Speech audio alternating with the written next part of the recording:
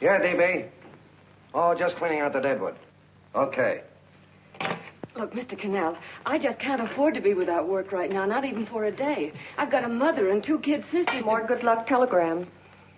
Well, you know how it is. I've just got to keep on working, see? Sorry, sister. I was sent down here to clean house. I told you I can't use your column anymore. It's lavender and no lace. Send those other people in. I'll tell you what I'll do. I get $30 a week. I'll take 25, 20 if necessary. I'll do anything you say. It isn't the money. We're after circulation. What we need is fireworks. People who can hit with sledgehammers. Start arguments. Oh, I can do that. I know this town inside out. Oh, give me a chance, All please. right, come in. Cashier's got your check. Who are these people? Gibbs, Frawley, Cunningham, Giles. Hey, you sister. Don't forget to get out your last column before you pick up your check.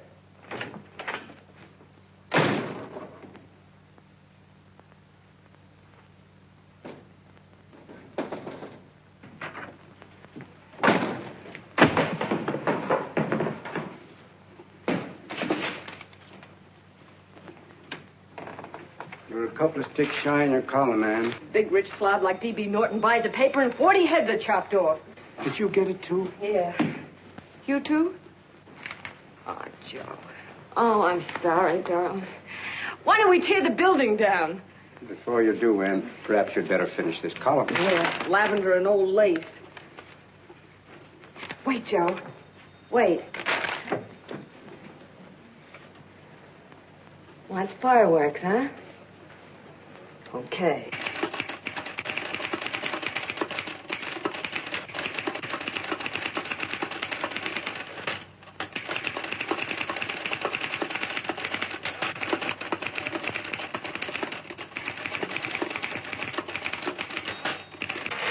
Here. Below is a letter which reached my desk this morning. It's a commentary on what we laughingly call a civilized world. Dear Miss Mitchell, 4 years ago I was fired out of my job. Since then I haven't been able to get another one. At first I was sore at the state administration because it's on account of the slimy politics here we have all this unemployment. But in looking around, it seems the whole world's going to pot. So in protest, I'm going to commit suicide by jumping off the City Hall roof. Signed, a disgusted American citizen, John Doe. Editor's note, if you ask this column, the wrong people are jumping off the roofs. Hey, Ann, this is the old fakeroo, isn't it? Never mind that, Joe. Go ahead. Sorry.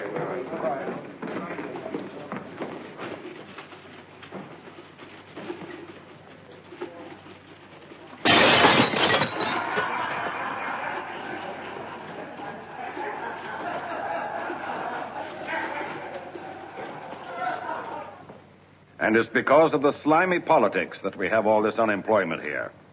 There it is. That's D.B. Norton's opening attack on the governor. Why, Jim, it's just a letter sent into a column. No, I can smell it. That's Norton. Good morning, gentlemen. Good morning, Governor. Good morning, Governor. You're rather early. Governor, did you happen to see this in a new bulletin? Yes.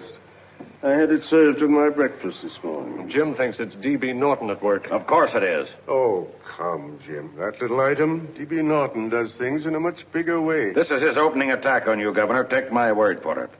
What did he buy a paper for? Why did he engage a high-pressure editor like Cannell for? He's in the oil business. I tell you, Governor, he's after your scalp. All right, Jim, all right. Don't burst a blood vessel. I'll look into it. You get me Spencer of the Daily Chronicle, please? Yes, I saw it, Governor. If you ask me, that's a phony letter. Why, that gag has got whiskers on it. Okay, I'll get the mayor and maybe the Chamber of Commerce to go after them. Get Mayor Lovett on the phone. Sorry, the mayor's busy on the other phone. Yes, I know, Mrs. Brewster. It's a terrible reflection on our city. I've had a dozen calls already. Spencer of the Chronicle. Hold it. Just a minute. Yes, Mrs. Brewster. I'm listening. I insist that this John Doe man be found and given a job at once. Now, if something isn't done about it, I'll call out the whole auxiliary. Yes, and the junior auxiliary, too. We'll hold a meeting and see that it is. Yes, Spencer? Who? The governor? Well, what about me? It's my building he's jumping off of, and I'm up for re-election, too. What are you doing? Get Cannell at the bulletin. Why, he's liable to go right past my window. Get me Cannell. What was that? What? Out the window. Something just flew by. I didn't see anything. Well, don't stand there, you idiot. Go and look. Open the window. Oh, why did he have to pick on my building? Is there a crowd in the street? No, sir. Then maybe he's caught on a ledge. Look again. I think it must have been a seagull. A seagull? What's a seagull doing around the city hall? That's a bad omen, isn't it? Oh, no, sir. The seagull is a lovely bird. It's all right, Mrs. Brewster. It was just a seagull. Can I help? Nothing's happened yet. No, I'm watching. Don't worry, Mrs. Brewster. Just leave it all to me. Spencer, I'll call you back. Hello, Canal? What are you doing? This is the mayor. Yes, Mayor Lovett. How many times are you going to call me? I've got everybody and his brother and sister out looking for him. Did you see the box I'm running? An appeal to John Doe. Think it over, John. Life can be beautiful, says Mayor. If you need a job, apply to the editor of this paper and so forth and so forth. Okay, Mayor, I'll let you know as soon as I have something. What? Well, pull down the blinds. Went up to Miss Mitchell's house, boss. Boy, she's in a bad way. Where is she? Hey, do you know something? She supports a mother and 2 kids. What do you know about that? Did you find her? No. Her mother's awful worried about her. When she left the house, she said she was going on a roaring drunk. The girl, I mean. Go out and find her. Sure. Hey, but the biggest thing I didn't tell you, her old man's Doc Mitchell. You know the doctor Yeah. saved my mother's life and wouldn't take any money for it? You remember that. Okay, boss, I'll go and look for her. Holy smokes, Commissioner, you've had 24 hours. Okay, Hawkshaw, grab a pencil. Here it is again.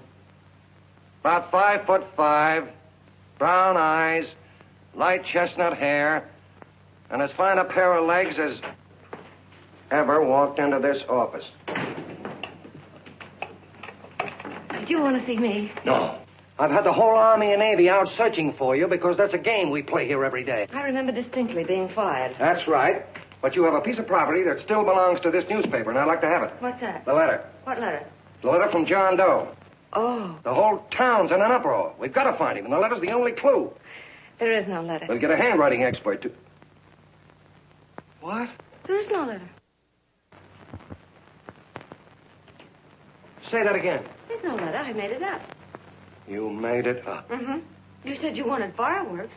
Don't you know there are 9 jobs waiting for this guy? 22 families want to board him free. 5 women want to marry him, and the mayor's practically ready to adopt him, and you... Just call the morgue, boss. They said there's a girl there. Shut up.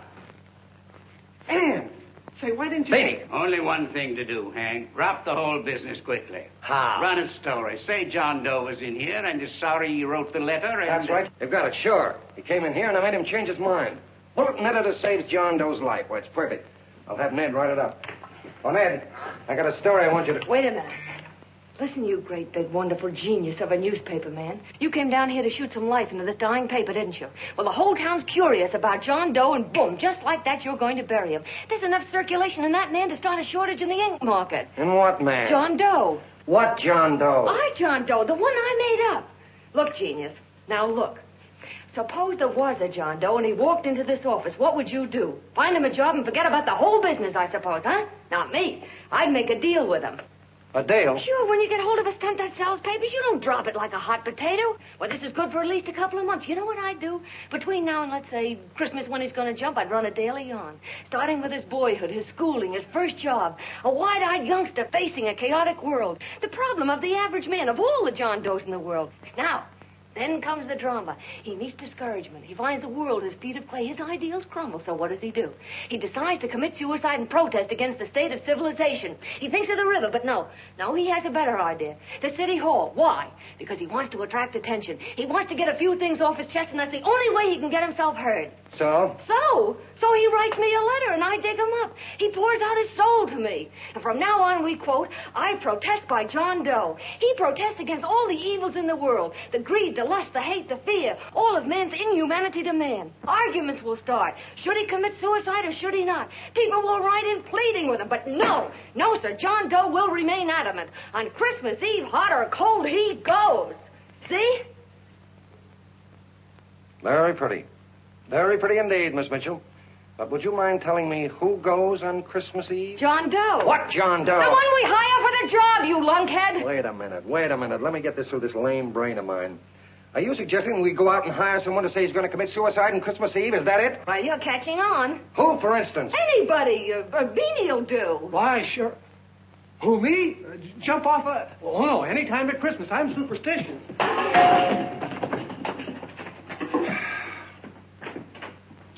Miss Bishop, do me a favor. Will you go on out and get married and have a lot of babies, but Stay out of newspaper business. Better get that story in, Hank. It's getting late. You're supposed to be a smart guy. If it was raining $100 bills, you'd be out looking for a dime you lost someplace.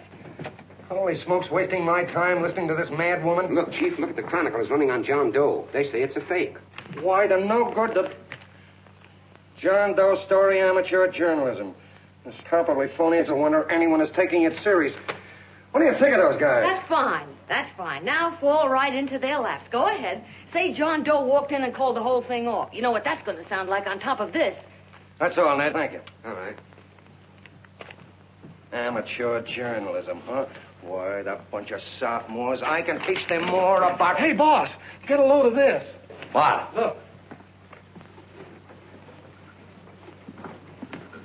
What do they want? They all say they wrote the John Doe letter. Yeah, oh, they all wrote the letter. Tell them all to wait. Look, Mr. Cannell, one of those men is your John Doe. They're desperate and will do anything for a cup of coffee. Pick one out and you can make the Chronicle eat their words. I'm beginning to like this. If you ask me, Hank, you're playing around with dynamite. No. The gal's right. We can't let the Chronicle get the laugh on us. We've got to produce a John Doe now. Amateur journalism, huh? I'll show those guys. Sure, and there's no reason for them to find out the truth either, because, naturally, I won't say anything. Okay, sister, you get your job back. Plus a bonus. What bonus? Oh, the bonus of $1,000 the Chronicle was going to pay me for this little document. You'll find it says that I, Ann Mitchell, hereby certify that the John Doe letter was created by me. I can read. Sorry. You think this is worth $1,000, do you? Oh, the Chronicle would consider it dirt cheap. Packs everything, including a gun. Okay, sister, you got yourself a deal. Now let's take a look at the candidates. The one we pick has got to be the typical average man. Typical American that can keep his mouth shut. Show me an American who can keep his mouth shut and I'll eat him. Okay, Beanie, bring him in one at a time.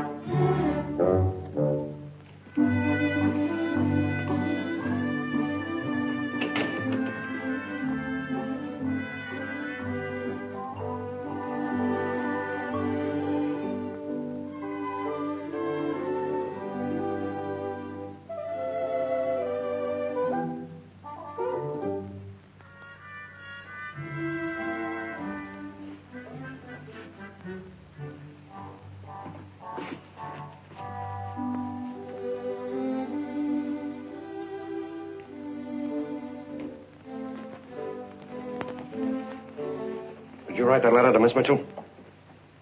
No, I didn't. What are you doing up here, then? Well, the paper says there were some jobs around loose. Thought there might be one left over. Had any schooling? Yeah, a little. What do you do when you work? I used to pitch. Baseball? Yeah. Till my wing went bad. Where'd you play? Bush leagues, mostly. How about family? Got any family? No. Oh, just traveling through, huh? Yeah. Me and a friend of mine. He's outside. Looks all right. Oh, it's perfect. A baseball player. What could be more American? I wish he had a family, though. Be less complicated without a family. Look at that face. It's wonderful. They'll believe him. Come on. What's your name? Willoughby. John Willoughby. Long John Willoughby, they called me in baseball. Would you like to make some money? Yeah. Maybe. Would you be willing to say you wrote that letter and stick by it? I get the idea. Yeah. Maybe.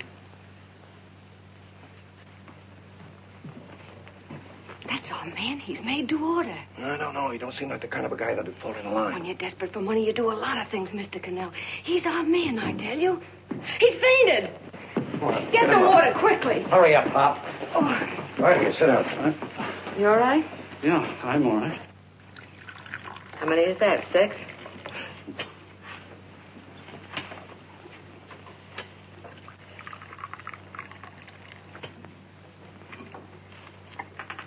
Pretty hungry, weren't you?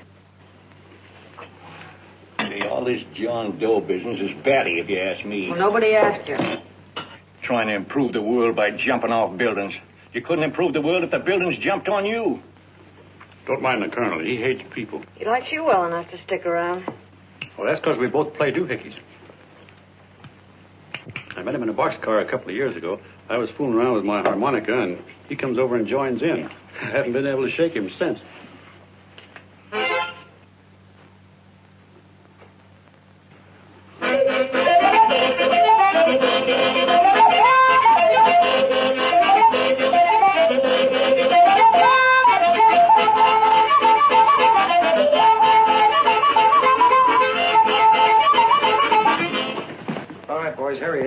No, you can't take pictures of him like that, eating a sandwich and with a beard. But he's going to jump off a building. Yes, but not because he's out of a job. That's not news. This man's going to jump as a matter of principle. Well, maybe you're right. We'll clean him up and put him in a hotel room under bodyguards. We'll make a mystery out of him. Did you speak to Mr. Norton? Thinks it's terrific. Says for us to go the limit. Wants us to build a bonfire under every big shot in the state. Oh, swell. Is that the contract? Yeah. What's he doing here? Friend of his. They play duets together. Duets? But can we trust him? Oh. I trust him. Oh, you trust him, eh? Well, that's fine. I suppose he trusts you, too. Oh, stop worrying. He's all right. Okay, but we don't want more than a couple of hundred people in on this thing. Now, the first thing I want is an exact copy of the John Doe letter in your own handwriting. I've got it already. Here. Well, that's fine. Now, I want you to sign this agreement. It gives us an exclusive story under your name, day by day, from now until Christmas. On December 26th, you get one railroad ticket out of town. And the bulletin agrees to pay to have your arm fixed. That's what you want, isn't it? Yeah, but it's got to be by Bonesetter Brown. Okay, Bonesetter Brown goes. Here, sign it. Meanwhile, here's $50 spending money. That's fine. Beanie? Yes, boss. Take charge of him. Get him a suite at the Imperial and hire some bodyguards. Yeah, and some new clothes, Beanie. Think we better have him to Laos? Yeah. Both of them? Yes, both of them, but don't let them out of your sight. Hey, Beanie, gray suit, huh? Yeah. Okay, fellas.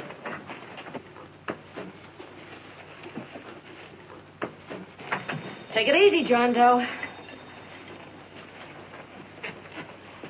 And you start pounding that typewriter. Oh, boy, this is terrific. No responsibilities on our part, just statements from John Doe, and we can blast our heads off. Before you pop too many buttons, don't forget to make out that check for 1,000. Okay, fellas, now, let me see. You sit outside the door. Nobody comes in, see? You two fellas sit in here. Hey, pretty nifty, huh? You ain't going to get me to stay here. Sure you are. No, sir. That spot under the bridge where we slept last night's good enough for me. Say, what'll I do with this baggage? Go stick him in the bedroom. Give me mine. I ain't staying. You know, we were headed for the Columbia River country before all this John Doe business came up. You remember that, don't you? Sure, I remember. Say, your ears popped coming up in the elevator. Mine did. All along, John. I tell you, it's no good. You're going to get used to a lot of stuff that's going to wreck you. Why, that $50 in your pocket's beginning to show up on you already. And don't pull that on me, neither. Stop worrying, Colonel. I'm going to get my arm fixed out of this. Hey, here's some cigars the boss sent us. Have one. Hey, Help cigar. yourself. No.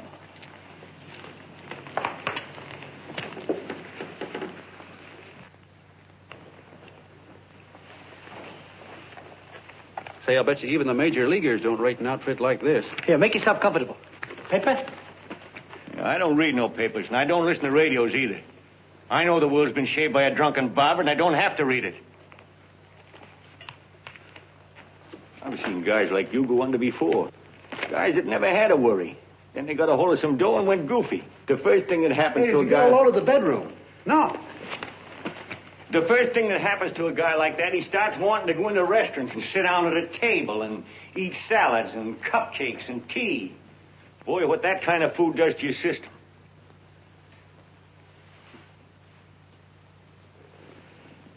The next thing the dope wants is a room. Yes, sir, a room with steam heat and curtains and rugs. And before you know it, he's all softened up and he can't sleep unless he has a bed. Hey, stop worrying, Colonel. $50 ain't going to ruin me. I've seen plenty of fellas start out with $50 and wind up with a bank account. Hey, what's the matter with the bank account anyway? And let me tell you, Long John, when you become a guy with a bank account, they got you. Yes, sir, they got you. Who's got him? The helots. Who? Hey, there's the City Hall tower I was supposed to jump off of. It's even higher than this. Who's got him? The helots. Woo! Hey, wait a minute! You're not supposed to jump on Christmas Eve. Do you want to get me in a jam? If it's going to get you in the jam, we'll do you a favor. I won't jump. And when they got you, you got no more chance than a road rabbit. Hey, who'd you say was going to get him? Say, is this one of those places where you ring if you want something? Yeah, just use the phone. Boy, I've always wanted to do this. Hey, Doc, look. Look, Doc. Give me that again, will you? Who's going to get him? The helots. Who are they? Listen, sucker, you ever been broke? Sure, mostly often. All right. You're walking along. Not a nickel in your jeans. You're free as the wind. Nobody bothers you. Hundreds of people pass you by in every line of business. Shoes, hats, automobiles, radios, furniture, everything. And they're all nice, lovable people. And they let you alone. Is that right? Then you get a hold of some dough, and what happens? All those nice, sweet, lovable people become helots. A lot of heels. They begin creeping up on you, trying to sell you something. They get long claws, and they get a stranglehold on you. And you squirm, and you duck, and you holler, and you try to push them away, but you haven't got a chance. They got you. First thing you know, you own things. A car, for instance. Now your whole life is messed up with a lot more stuff. You get license fees, and number plates, and gas, and oil, and taxes, and insurance, and identification cards, and letters, and bills, and flat tires, and dents, and traffic tickets, and motorcycle cops, and courtrooms, and lawyers, and fines, and 1,000,001 other things. And what happens? You're not the free and happy guy you used to be. You gotta have money to pay for all those things. So you go after what the other fellas got. And there you are. You're a helot yourself.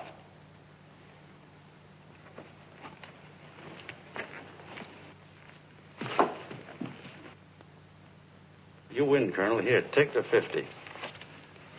Go out and get rid of it. You bet I will, just as fast as I can. I'm going to get some canned goods, a fishing rod, and the rest I'm going to give away. Give away? Hey, get me a pitcher's glove. I got to get some practice. Say, he's giving it away. I'm going to get me some of that. Hey, come back here, you helot. Well, you send up 5 hamburgers with all the trimmings, 5 chocolate ice cream sodas, and 5 pieces of apple pie. No, apple with cheese. Yeah, thanks.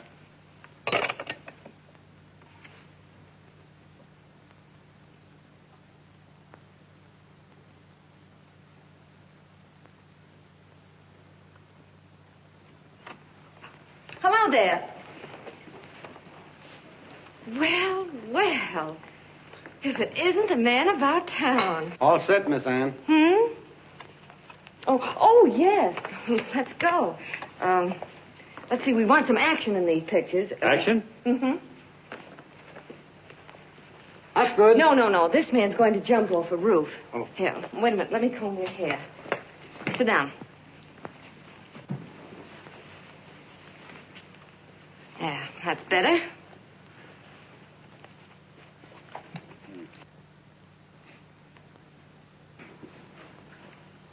You know, he's got a nice face, hasn't he? Yeah, he's pretty.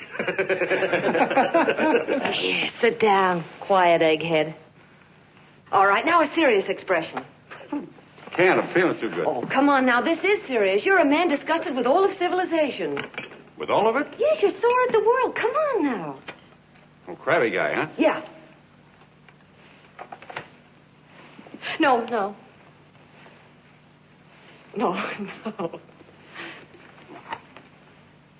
No, look. You don't have to smell the world. Well,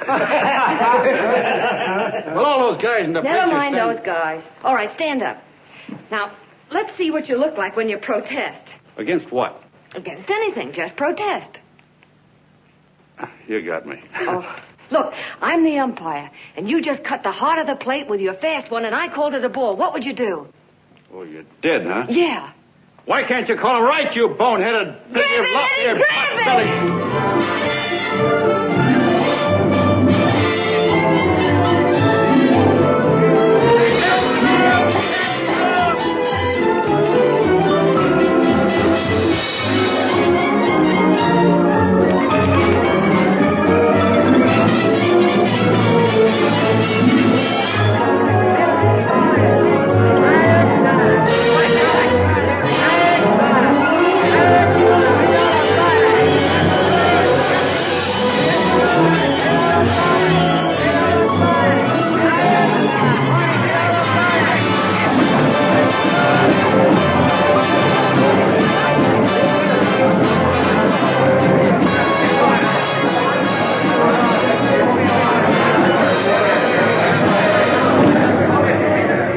I don't care whose picture they're publishing.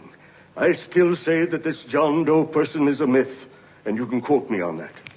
And I'm going to insist on his being produced for questioning. You know as well as I do that this whole thing is being engineered by a vicious man with a vicious purpose, Mr. D.B. Norton.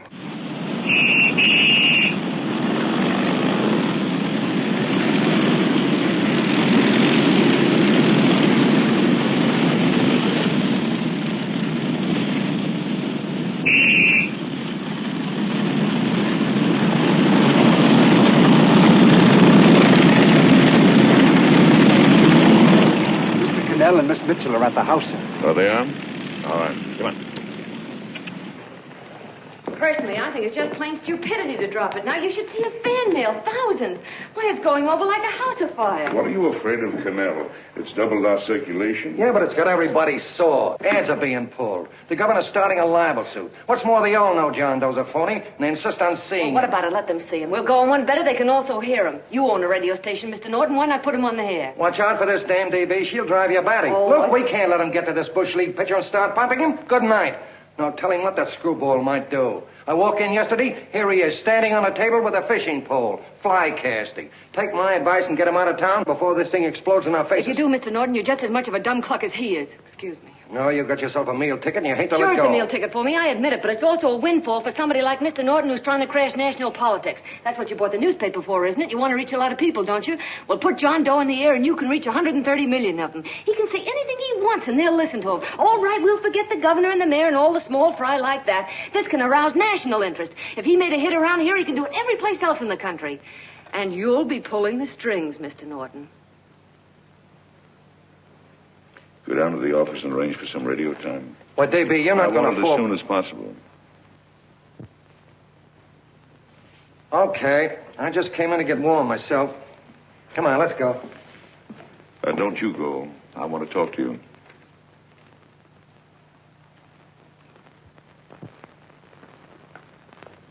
Sit down.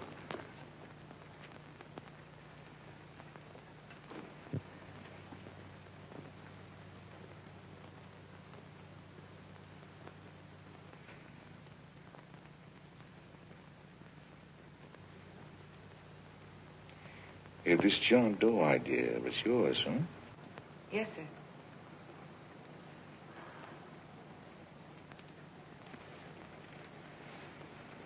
How much money do you get? $30. $30. Well, what are you after? I mean, what do you want? A journalistic career? Money. Money? Well, I'm glad to hear somebody admit it. Do you suppose you could write a radio speech that would put that fellow over? Oh, I'm sure I can. Do it, and I'll give you $100 a week. $100? That's only the beginning. You play your cards right, and you'll never have to worry about money again. Oh, I knew it. Hello. Hello. Whenever there's a pretty woman around. This is my nephew, Ted Sheldon, Miss Mitchell. How do you do? How do you do? All right, Casanova, I'll give you a break. See that Miss Mitchell gets a car to take her home. Always reading my mind, aren't you? Thank you very much for everything.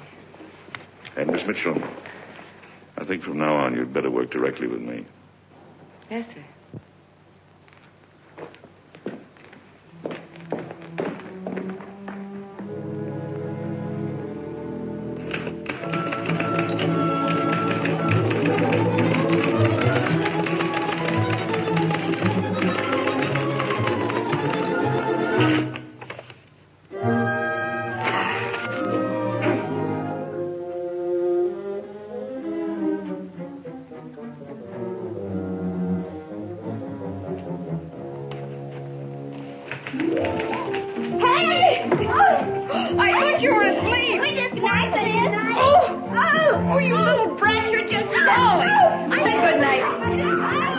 Come, children. It's past your bedtime. Go on, Mama. Come on. Now, keep Booch off Stick your there. fork through me. I'm done. I'll never get this speech right. Oh, yes, you will, Ann, dear. You're very clever. Yeah, I know. What are you looking for? Your purse, I need $10. What for? I gave you 50 just the other day. Yes, I know, dear, but Mrs. Burke had her baby yesterday. 9 pounds. And there wasn't a thing in the house. And then the community chest lady came. And the 50's all gone, huh? Who's the 10 for? The Websters. The Websters. You remember those lovely people your father used to take care of. I thought I'd buy them some groceries. Oh, Anne, dear, it's a shame those... You're marvelous, Ma. You're just like Father used to be. Do you realize a couple of weeks ago we didn't have enough to eat ourselves? Well, yes, I know, dear, but these people are in such need. And we have plenty now. If you're thinking of that $1,000, forget it. It's practically all gone. We owed everybody in town. Now, you just got to stop giving all your money away. Oh, Anne, dear. Oh, I'm sorry, Ma. Oh, don't pay any attention to me. I guess I'm just upset about all this. Gee whiz, here I am with a great opportunity to get somewhere, to give us security for once in our lives, and I'm stuck. If I could put this over, your Mrs. Burke can have 6 babies. You mean this speech you're writing? Yeah, I don't know. I simply can't get it to gel. I created somebody who's going to give up his life for a principle. Hundreds of thousands of people are going to listen to him over the radio. And unless he says something that's sensational, it's just no good. Well, honey, of course, I don't know what kind of a speech you're trying to write, but judging from the samples I've read, I don't think anybody will listen. What? Darling, there's so many complaining political speeches. People are tired of hearing nothing but doom and despair on the radio. If you're going to have him say anything, why don't you let him say something simple and real, something with hope in it? If your father were alive, he'd know what to say. Oh, yeah. Father certainly would. Wait a minute.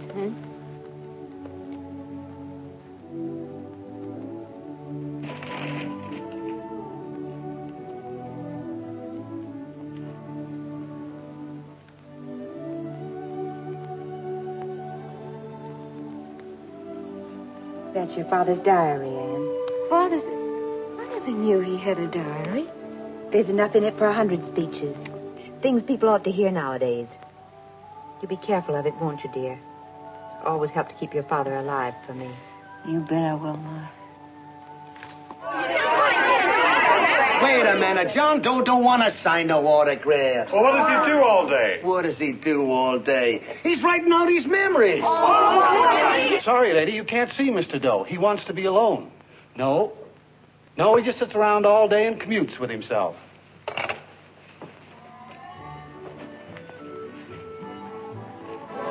Boom!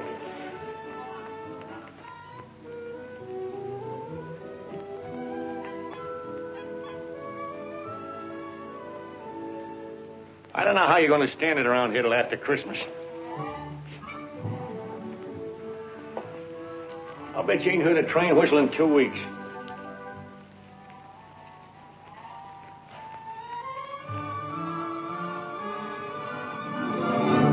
Steam right!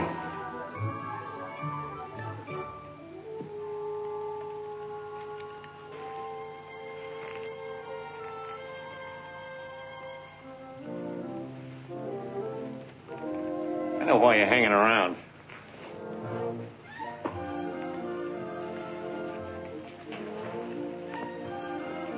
You're stuck on the girl. That's all a guy needs is to get hooked up with a woman.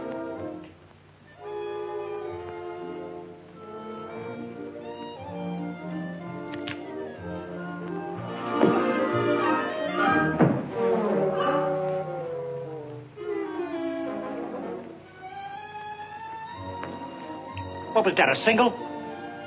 First baseman dropped the ball. Butterfingers. Tough luck, pal.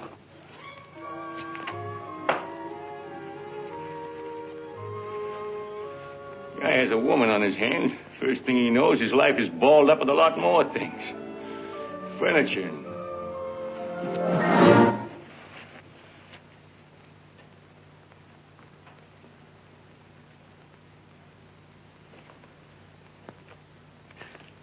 Did you get him? You're out. Swell. What's this, the end of the 8th? 9th.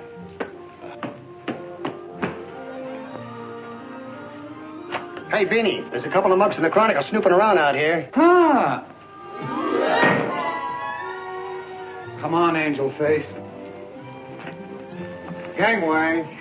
What's the score, Angel Face? 3-2, off paper. Gee, that's great.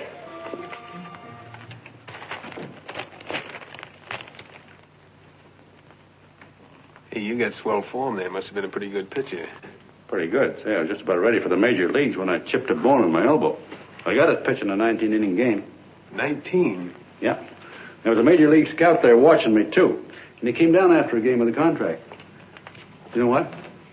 I couldn't lift my arm to sign it. I'll be okay, though, as soon as I get it fixed up. It's too bad. What do you mean, too bad? Huh? Oh, that you'll never be able to play again. What are you talking about? I just told you I was going to get... Well, you know how they are in baseball if a guy's mixed up in a racket. Racket? What do you mean? Well, I was just thinking about this John Doe business. Why, as soon as it comes out it's all a fake, you'll be washed up in baseball, won't you? Yeah. Hey, doggone. I never thought about that.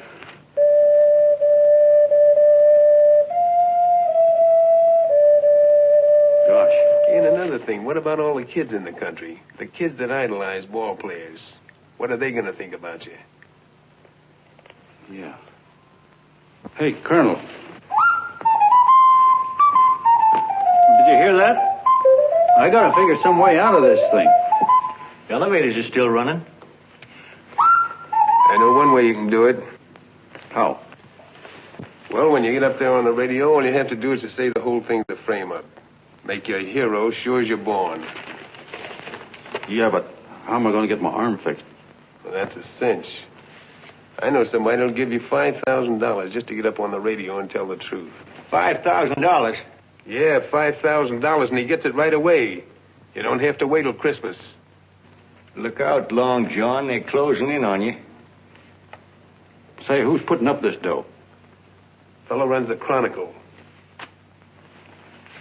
Here's the speech you make, and it's all written out for you. $5,000. Holy mackerel, I can see the helots coming, the whole army of them. It's on the level.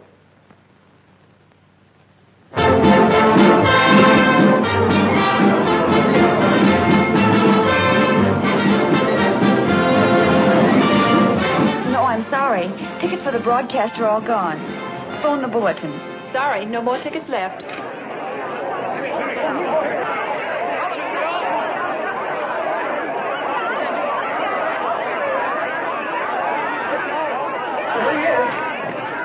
Hello, John. All set for the big night? Swell. Turn around. One moment. Now stand still. Hold it, Mr. Doe. Hold it. Big smile, Mr. Doe. Okay, Jeannie, that's all. Take him out. Now, look, John, here's the speech. It's in caps and double spaced. You won't have any trouble reading it. Not nervous, are you? No. Of course not. He wouldn't be. Who? John Doe, the one in there. Hey, don't let your knees rattle. It picks up on the mic. Oh, Beanie, you needn't be nervous, John. All you have to remember is to be sincere. Pick up that phone, Miss Mitchell. It's for you. Okay. Hello? Yes, Mother. Oh, thank you, darling. Oh, there he is, the poor dear man. Oh, good luck to you, Mr. Doe. We want you to know that we're all for you. The girls all decided that you're not to jump off any roof at all. Even if we we'll stop it. You got the speech I gave you? Yeah. Now, look. I'll give this money to the colonel just as soon as you get started. We'll have a car waiting at the side entrance for you. Okay. How'd you get in here? Huh? Oh, I just came in to wish him luck. Come on, out. Mother says good luck, too. John, when you read that speech, please believe every word of it. He's turned out to be a wonderful person, John. Who? John Doe, the one in the speech. Oh. You know something? I've actually fallen in love with him. All right, there he is, sister. Now, come on, plenty of both. What's the idea? No, that's too much. That's not so much. Come on, that's it. Oh, this is no time for cheap publicity, Mr. Cannell. Listen, if that guy lays an egg, I want to get something out of it. I'm getting a Jane Doe ready. Oh, come on. Here. Will you, fellas? Give me a All right, chance. that's I enough. have to ready. Just one more, will you, That's please? fine, honey. You go ahead. All right, I Ask me, need one you more. Go ahead. How you doing? Oh. All right, Benny, bring him in. Holy smoke, a half a helot. There you are, boss, just like you ordered. Symbols of little people. Okay, get him up. All right, young fella. This is ridiculous, Mr. Cannell. Come on, give me a chance. The man's on the air. Come on, shot. Oh, fellas, I told you could have all the pictures you want. No, come on, ask. You can have a... Come on, that's right. Afterwards, you can get all the pictures you want. Thank you very much. Come on, will you? Afterwards, that's right. Come on, Snooks, you better bail out. Okay, goodbye, Mr. Doe. Beanie. All right. Better get ready. 1 minute to go. Wow, 1 minute to go. The score is nothing to nothing. Now, please, John, you won't let me down, will you? Will you? Of course you won't. If you'll just think of yourself as the real John Doe. Listen, everything in that speech are things a certain man believed in. He was my father, John. And when he talked, people listened. And they listened to you, too. Funny. You know what my mother said the other night? She said to look into your eyes, that I'd see Father there. Hey, what do you say? Okay, we're coming. Come on. Now, listen, John, you're a pitcher. Now get in there and pitch. Good luck. Give him room. Let him through. Come on.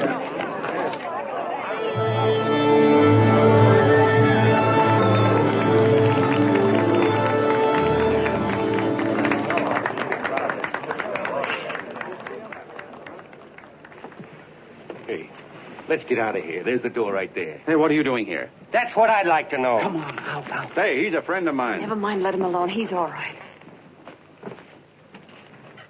I'll be right over there pulling for you.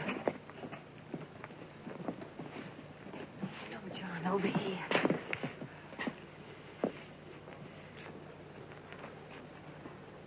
Stand by.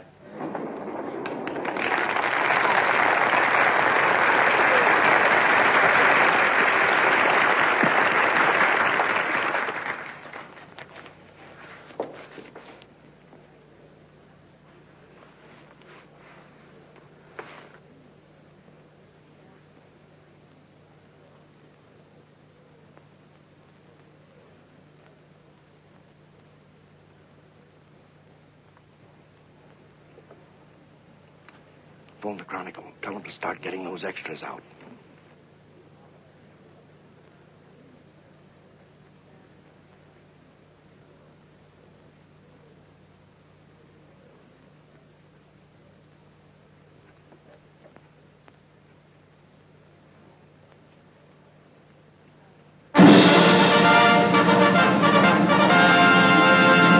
And good evening, ladies and gentlemen. This is Kenneth Fry speaking for the New Bulletin. Tonight we give you something entirely new and different. Standing beside me is the young man who has declared publicly that on Christmas Eve he intends to commit suicide, giving as his reason, quote, "I protest against the state of civilization," end quote. Ladies and gentlemen, the New Bulletin takes pleasure in presenting the man who is fast becoming the most talked of person in the whole country, John Doe.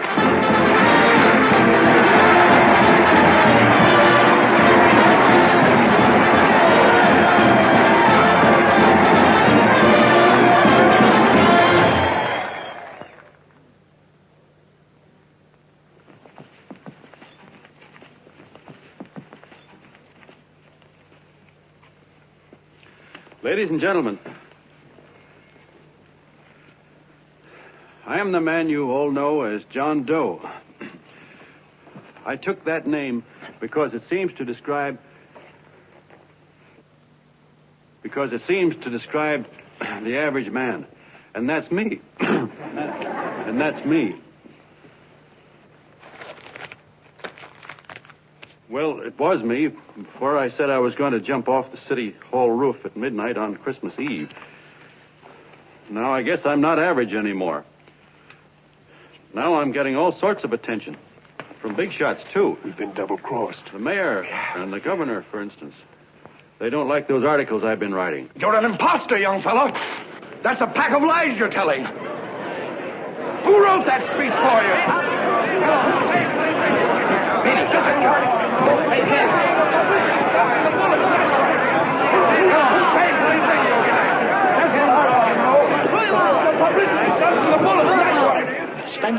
Ladies and gentlemen, the disturbance you just heard was caused by someone in the audience who tried to heckle Mr. Doe.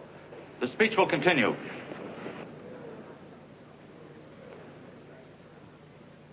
Well, people like the governor and that fella there can stop worrying. I'm not going to talk about them.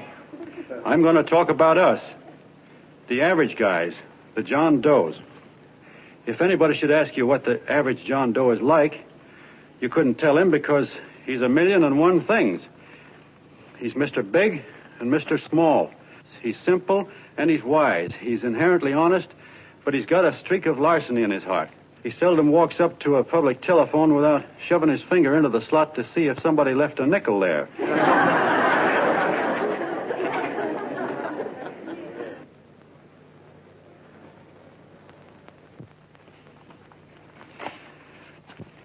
He's the man the ads are written for. He's a feller everybody sells things to.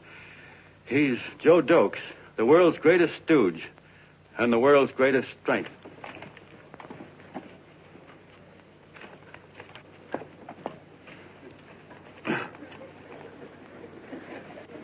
Yes, sir. Yes, sir, we're a great family, the John Does. We're the meek who are supposed to inherit the earth. You'll find us everywhere.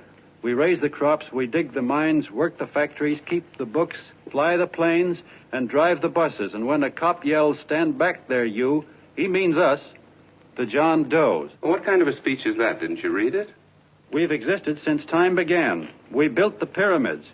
We saw Christ crucified, pulled the oars for Roman emperors, sailed the boats for Columbus, retreated from Moscow with Napoleon, and froze with Washington at Valley Forge. Yes, sir. We've been in there dodging left hooks since before history began to walk.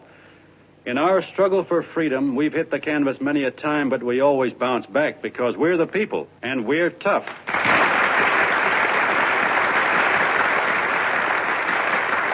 They've started a lot of talk about free people going soft, that we can't take it. That's a lot of hooey.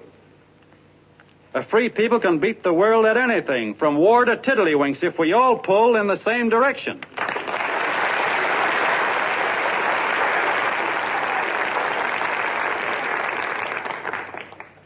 I know a lot of you are saying, "What can I do? I'm just a little punk. I don't count."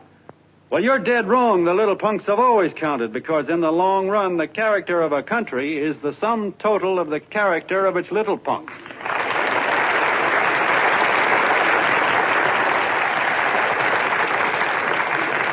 But we've all got to get in there and pitch. We can't win the old ball game unless we have teamwork. And that's where every John Doe comes in.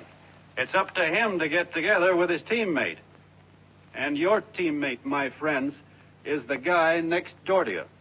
Your neighbor. He's a terribly important guy, that guy next door. You're going to need him, and he's going to need you, so look him up. If he's sick, call on him. If he's hungry, feed him. If he's out of a job, find him one. To most of you, your neighbor is a stranger, a guy with a barking dog and a high fence around him. Now, you can't be a stranger to any guy that's on your own team. So tear down the fence that separates you. Tear down the fence, and you'll tear down a lot of hates and prejudices. Tear down all the fences in the country, and you'll really have teamwork.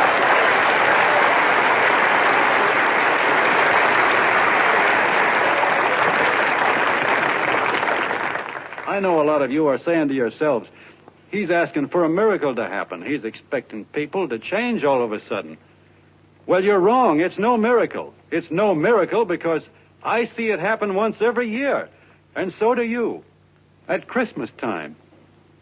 There's something swell about the spirit of Christmas, to see what it does to people, all kinds of people. Now, why can't that spirit, that same warm Christmas spirit, last the whole year round? Gosh, if it ever did, if each and every John Doe would make that spirit last 365 days out of the year, we'd develop such a strength, we'd create such a tidal wave of goodwill that no human force could stand against it. Yes, sir, my friends. The meek can only inherit the earth when the John Does start loving their neighbors. You better start right now. Don't wait till the game is called on account of darkness. Wake up, John Doe. You're the hope of the world.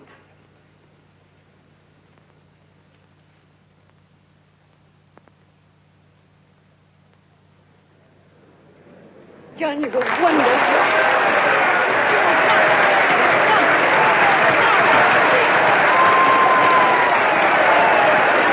Let's get out of here. Now you're talking.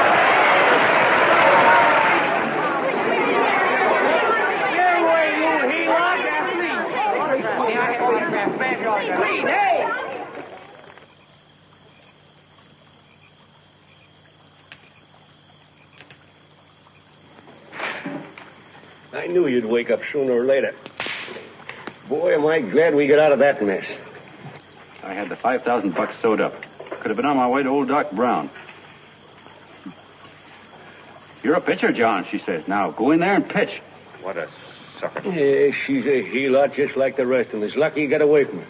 What was I doing up there making a speech anyway? Me, huh? Geez, the more I think about it, the more I could... Tear down all the fences. Why, if you tore one picket off of your neighbor's fence, he'd sue you. $5,000 had it right in my hand. What do you mean he ran away? We'll go after him, find him. That man is terrific.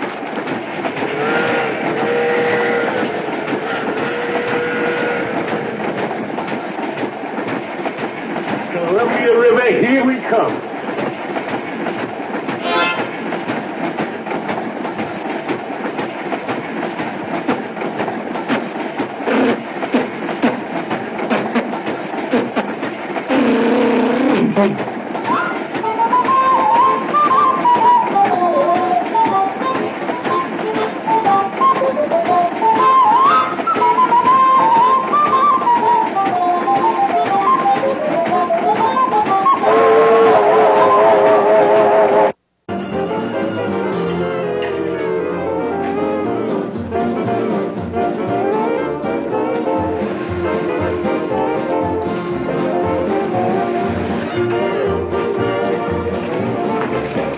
Jitterbugs. Yeah. Say, how much money we got left? 4 bits. Better make it donuts, huh? Yeah.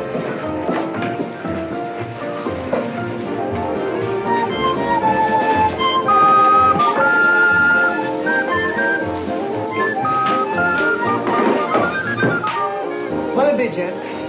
Have you got a couple of steaks about that big and about that thick? Yeah, with hash brown potatoes and tomatoes and apple pie and ice cream and coffee. And donuts, I know. Hey, Ma, Sinkers, a pair. Fingers a pair coming up. Glad he took the tea out of there.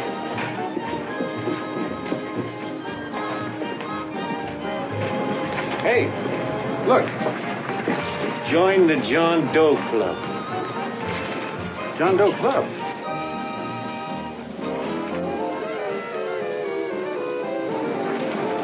Uh-oh. You John Doe? Who? John Doe. Ah, you need glasses, buddy. Oh, but Jay, it's a spitting image of John Doe. Yeah, but his name is Willoughby. I'm John Willoughby. I'm a baseball player. Sure. Oh, no, I'd know that voice anyway. You can't kid me. You John Doe. Hey, Ma! Ma! That's John Doe. John Doe. Yeah, sitting right there, big as life. Who'd you say it was? John Doe, the big guy there. Pictures in the paper. That's John Guy. John Doe. John Doe. Sitting right there, John Doe. Hey, operator. Dan's Beanery. Look, call everybody in town. John Doe was just in my place. Yeah, he ordered donuts.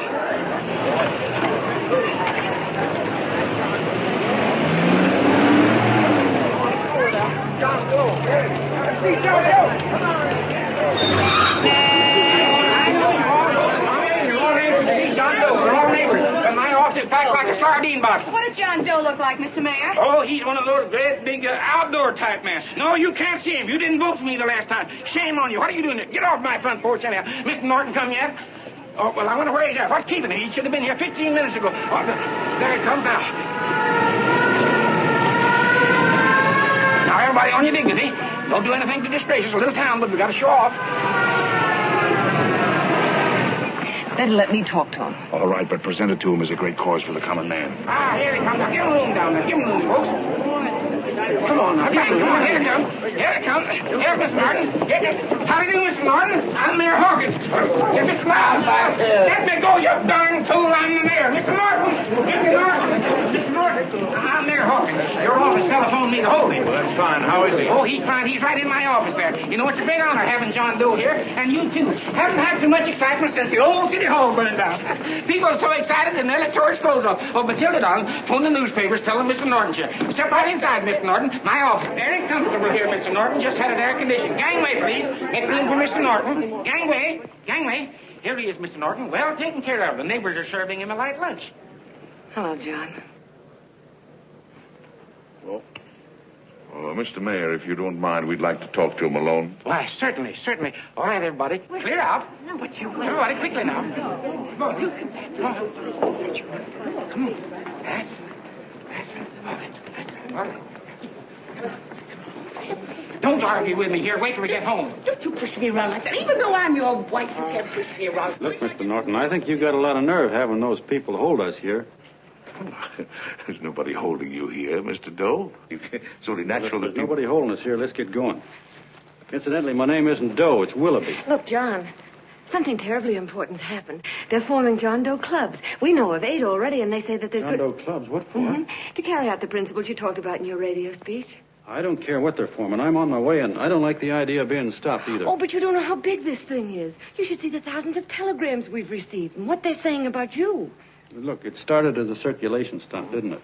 Well, you got your circulation. Now, why don't you let me alone? Oh, it started as a circulation stunt, but it isn't anymore. Mr. Norton wants to get back of it and sponsor John Doe clubs all over the country. He wants to send you on a lecture tour. Me? Uh-huh. Well, certainly, with your ability to influence people, it might grow into a glorious movement. Say, let's get something straight here. I don't want any part of this thing. If you got an idea I'm going around lecturing the people, why, you're crazy. Baseball's my racket, and I'm sticking to it. Come on, Colonel, let's get out of here. John, Please. I just got rid of one crowd. But please, Mr. Mayor, tell him the John Doe Club wants to talk to him. Let them in, Mr. Mayor. Let them come in. Okay, folks, but remember your manners. No stampeding. Walk slow, like you do when you come to pay your taxes.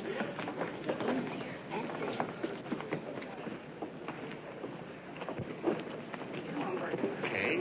All right, give me a chance. Come right in. My name's Bert Hansen, Mr. Doe. I'm the head soda jerker at Schwabacker's drugstore. Well, sir, you see, me and my wife, we heard your broadcast, and we got quite a bang out of it. Especially my wife. Kept me up half the night saying, that man's right, honey. The trouble with the world is nobody gives a hoot about his neighbor. That's why everybody in town's sore and cranky at each other. And I kept saying, well, that's fine, but how's a guy going to go around loving the kind of neighbors we got? Old Sourpuss, for instance. You see, Sourpuss Smithers is a guy who lives all alone next door to us. He's a cranky old man and runs a second-hand furniture store. We haven't spoken to him for years. I always figured he was an ornery old gent that hated the world because he was always slamming his garage door and playing the radio so loud he kept half the neighbors up. Well, anyway, the next morning I'm out watering the lawn and I look over and there's Sourpuss on the other side of the hedge straightening out a dent in his fender. And my wife yells to me out the window. She says, go on, speak to him, Bert. And I figured, well, heck, I can't lose anything, so I yelled over to him, good morning, Mr. Smithers. He went right on pounding his fender. Was I burned? So I turned around to give my wife a dirty look, and she said, louder, he didn't hear you. So in a voice you could have heard in the next county, I yelled, good morning, Mr. Smithers. Well, sir, you could have knocked me over with a feather. Old Sourpuss turned around surprised-like, and he put on a big smile, came over and took my hand like an old lodge brother, and he said, good morning, Hanson.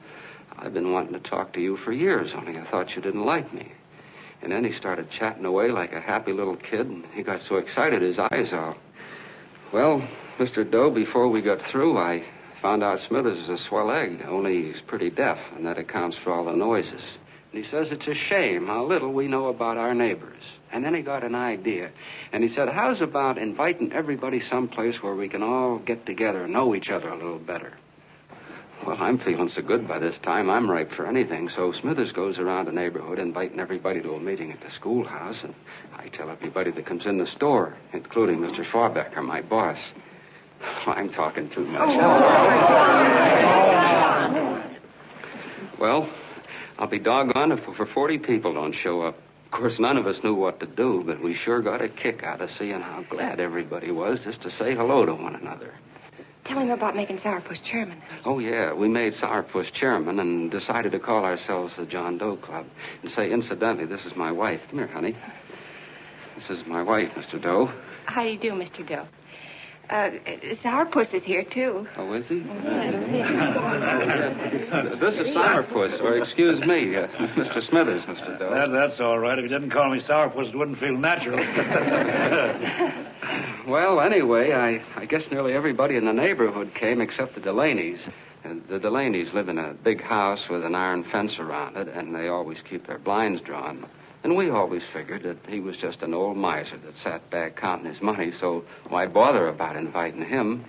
Until Grimes, the milkman, spoke up and he said, say, you've got the Delaney's all wrong.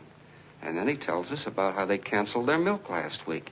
And how when he found a note in the bottle, he got kind of curious-like, and he sort of peeked in under the blinds and found the house was empty. If you ask me, he says, they're starving. Old man Delaney has been bringing his furniture over to my place at night, one piece at a time, and selling it. Yeah. And, well, sir, a half dozen of us ran over there to fetch him, and we brought him to the meeting. What a reception they got. Why, everybody shook hands with him and made a fuss over them, and... Well, finally, Mr. and Mrs. Delaney just sat right down and cried. And then we started to find out about a lot of other people. Yeah, sure. Well, you know Grubel, for instance. Grubel's here. See? Yeah, that's a... Of course, you don't know Grubel, but he's the man that everybody figured was the worst no-account in the neighborhood because he was living like a hermit, and nobody would have anything to do with him. That isn't Little Murphy. The postman told us the truth. Why, Grubel, he says, he lives out of garbage cans because he won't take charity, because it'd ruin his self-respect, he says. Just like you said on the radio, Mr. Doe. Well, sir, about a dozen families got together and gave Grubel a job watering their lawns. Isn't that wonderful? And then we found jobs for 6 other people, and they've all gone off for leave. Yeah, and my boss, Mr. Schwabacker, made a job in his warehouse for old man Delaney. And he gave you that $5 raise. Yeah, wasn't that swell? Why, Bert, I feel slighted. I'd like to join, but nobody asked me. Oh, I'm sorry, Mayor, but we voted that no politician could join. Just the John Does of the neighborhood, because you know how politicians are. Well, the reason we wanted to tell you this, Mr. Doe, was just to give you an idea of what you started. And from where I'm sitting, I don't see any sense in you jumping off any building. No. Well, thank you for listening. Goodbye, Mr. Doe. You're a wonderful man, and it strikes me you can be mighty useful walking around for a while. Hey, goodbye, Mr. Doe. Goodbye, Mr. Doe.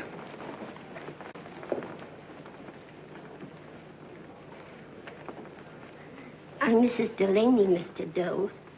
And God bless you, my boy.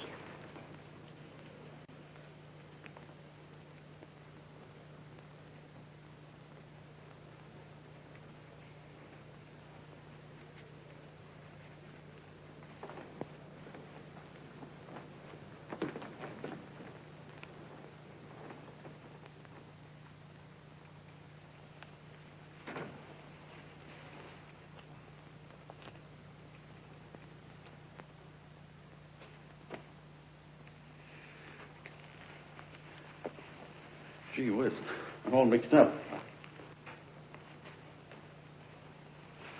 I don't get it. Look, all those swell people think I'm going to jump off a building or something. I never had any such idea. Gosh. The fellow'd have to be a mighty fine example himself to go around telling other people how to... Say, look, what happened the other night was on account of Miss Mitchell here. She wrote the stuff. Don't you see what a wonderful thing this can be? But we need you, John. You're hooked. I can see that right now. They got you. Well, I'm through. For 3 years, I've been trying to get you up to the Columbia River country. First it was your glass arm, then it was the radio, and now it's the John Doe clubs. Well, I ain't waiting another minute. Gangway, you helots. Hey, Colonel, wait a minute. Oh, please. Hey, Colonel! I want you personally to go along with John Doe and Miss Mitchell and handle the press and the radio. Me? Yes, I don't want to take any chances. And Johnson. Yes, Stevie? Your crew will do the mop-up job. They'll follow John Doe into every town, see that the clubs are properly organized and the charters issued. Right. There are only 8 flags up there now. I want to see that map covered before we get through.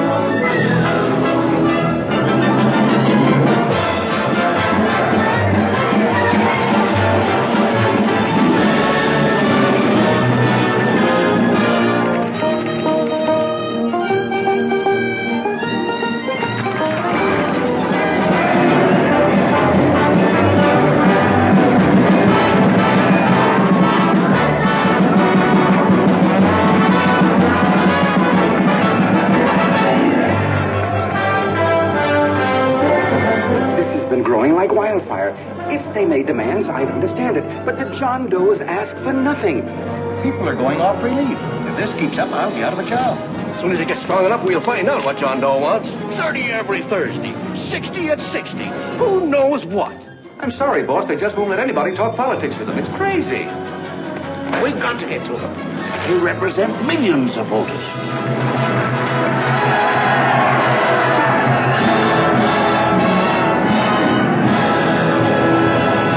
I tell you, ladies and gentlemen, this thing has been nothing short of a prairie fire.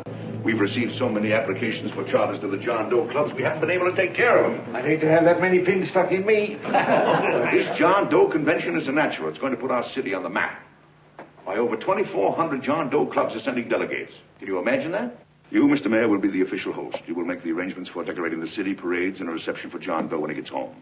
And don't wear your high hat. No high hat? No high hat. And from you, Cannell, I want a special John Doe edition every day until the convention is over.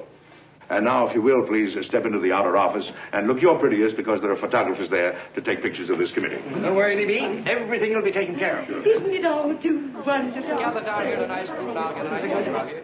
Oh, Mr. Mayor, would you step down in front row, please? You ladies get close to him. That's it. Well, I don't get it. Get what?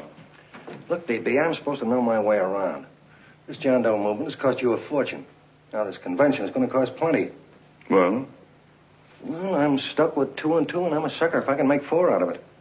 Where do you come in? I'll have the satisfaction of knowing that my money has been spent for a worthy cause. I see. I better stick to running the paper, huh? I think maybe you better had.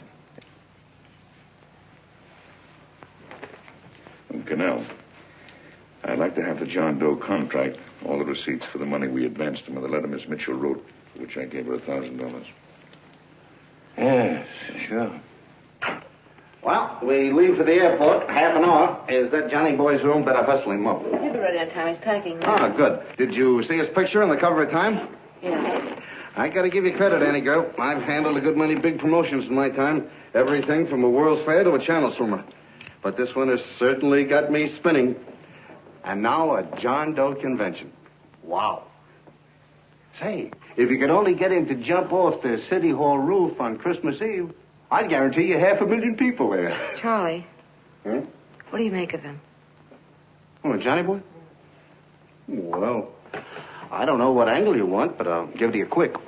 Number 1, he's got great yokel appeal, but he's a nice guy. Number 2, he's beginning to believe he really wrote that original suicide letter that you made up. Number 3, he thinks that you're Joan of Arc or something. Yeah, I know. Number 4, well, you know what number 4 is. He's nuts about you. Yeah, it's running out of his ears. You left out number 5. We're all heels, me especially. Holy smoke. Come in.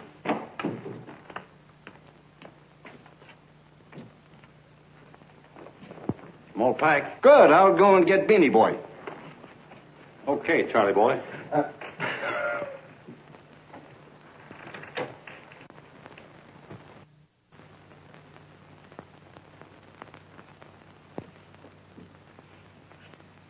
Can I help you pack?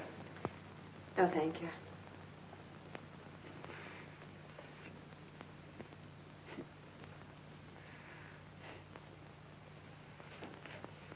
You care if I sit down out here? No.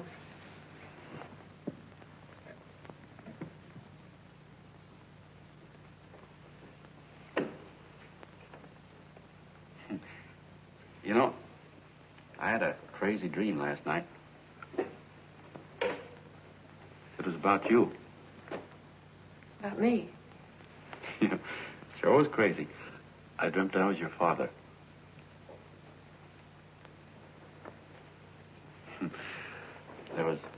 There was something I was trying to stop you from doing. So I got up out of bed, and I walked right through the wall here, right straight into your room. You know how dreams are. And there you were in bed. But you're a little girl, you know, about 10. And very pretty, too. So I shook you, and the moment you opened your eyes, you hopped out of bed and started running like the devil in your nightgown. You ran right out the window there, and you ran out over the tops of buildings and roofs and everything for miles. And I was chasing you. And all the time you were running, you kept growing bigger and bigger and bigger, and pretty soon you were as big as you are now, you know, grown up. And all the time I kept asking myself, what am I chasing her for? And I didn't know. Isn't that a hot one? Well, anyway, you ran into some place, and then I ran in after you, and when I got there you were getting married. And the nightgown had changed into a beautiful wedding gown. You sure look pretty, too. And then I knew what it was I was trying to stop you from doing. Dreams are sure crazy, aren't they? Well, would you like to know who it was you were marrying? Oh, a tall, handsome Ubangi, I suppose. No, not that bad. It was that fellow that sends you flowers every day. Yeah, what's his name? Mr. Norton's nephew? Ted Sheldon. Yeah, that's the one. But here's the funniest part of it all. I was the fellow up there doing the marrying, you know, the justice of peace or something. You were? I thought you were chasing me. Well, yes, I was, but I was your father then, see? But the real me, John Doe, or that is, Long John Willoughby, I was the fellow up there with the book. You know what I mean? I guess so. Then what happened? Well, I took you across my knee and I started spanking you. That is, I didn't do it. I mean, I did do it, but it wasn't me, you see. I was your father then. Well, I held you across my knee and I said, Annie, I won't allow you to marry a man that's just rich or that has his secretary send you flowers. The man you marry has got to swim rivers for you. He's got to climb high mountains for you. He's got to slay dragons for you. He's got to perform wonderful deeds for you. Yes, sir. And all the time, the guy up there, you know, with the book, me, just stood there nodding his head. And he said, go to it, Pop. Whack her one from me, because that's just the way I feel about it, too. So he said, come on down here and whack her yourself. So I came down, and I whacked you a good one. See? Then he whacked you. And I whacked you another one. We both started whacking you like... Well, if you're through whacking her, come on, let's get going. Okay, fellas, right in here. You go out the side entrance with a bunch of autograph seekers out front. We'll be down with the bags in a minute. Come on, don't make a government project out of this. Hi, Benny. When's our plane take off again? Couple of minutes. How many people do you think we've talked to already? Outside the radio, I mean. Oh, I don't know. About 300,000. 300,000.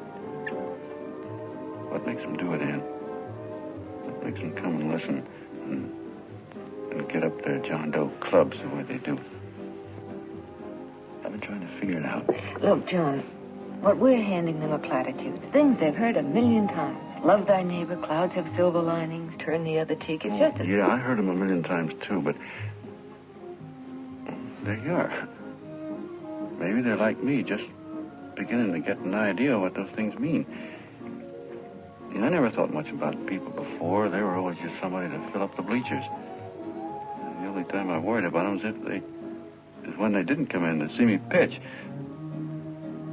You know, lately I've been watching them when I talk to them. I could see something in their faces. I could feel that they were hungry for something. You know what I mean? Maybe that's why they came. Maybe they're just lonely and wanted somebody to say hello to. I know how they feel. I've been lonely and hungry for something practically all my life.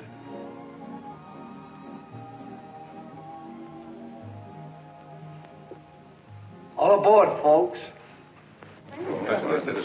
Yeah, that's true. Oh, somebody else sitting here? No, that's your seat. And this is your coat. Mine? A little token of appreciation. Oh, it's beautiful, D.B. Well, I don't quite know what to say. Well, don't say anything at all. Just sit down. Oh. Go ahead, open it. Oh. That's lovely. And a new contract goes with it. Well, come on, spring it. You've got something on your mind. It must be stupendous. That's what I like about it. Right to the point, like that. All right, Practical Annie. Here it is. Tomorrow night, before a crowd of 15,000 people and talking over a nationwide radio hookup, John Doe will announce the formation of a third party. A third party? Yes, the John Doe Party. Devoted entirely to the interests of all the John Does all over the country. Which practically means 90% of the voters. He will also announce the third party's candidate for the presidency. A man whom he personally recommends. A great humanitarian. The best friend the John Does have. Mr. D.B. Norton. Yes.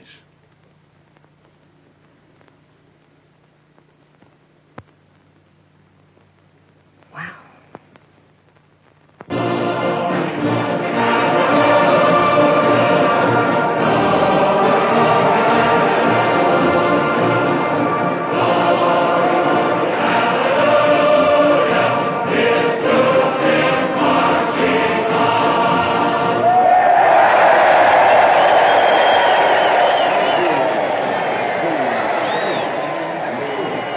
The opening of the convention is hours off. The delegates are already pouring into the ballpark by the droves, with lunch baskets, banners, and petitions asking John Doe not to jump off any roof. No matter how you look at it, it's still a phenomenal movement. These John Does, or the hoi polloi, as you've heard people call them, have been laughed at and ridiculed, but here they are, gay and happy, having traveled thousands of miles, their expenses paid by their neighbors, to come here to pay homage to their hero, John Doe. And in these days of wars and bombings, it's a hopeful sign that a simple idea like this can sweep the country. An idea based on friendliness, on giving and not taking, on helping your neighbor and asking nothing in return. And if a thing like this can happen, don't let any of your grumbling friends tell you that humanity is falling apart. This is John B. Hughes, signing off now and returning you to our main studio until 9 o'clock, when the convention will officially open. Oh, John, come in. Say, it's raining out a little. That's all right. It's good to see you. Sit down. Thanks.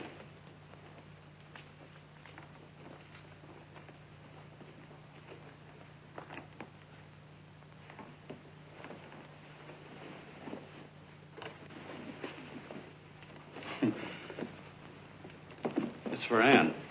Oh, how nice. Thank you very much. Flowers. I'm terribly sorry she isn't here. She isn't? No, she just left. I'm surprised you didn't run into her. She went over to Mr. Norton's house. Oh. Did you want to see her about something important? Yeah. Well, no, it'll wait.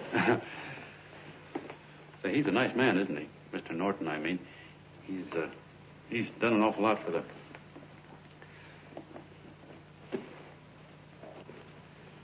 Well, say, my coat's pretty wet.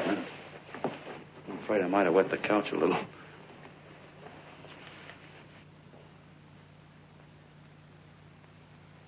Well, I guess I'll see her at the convention later. Yes, of course. I'll see that she gets the flowers. Thanks. Good night, Mrs. Mitchell. Good night, John.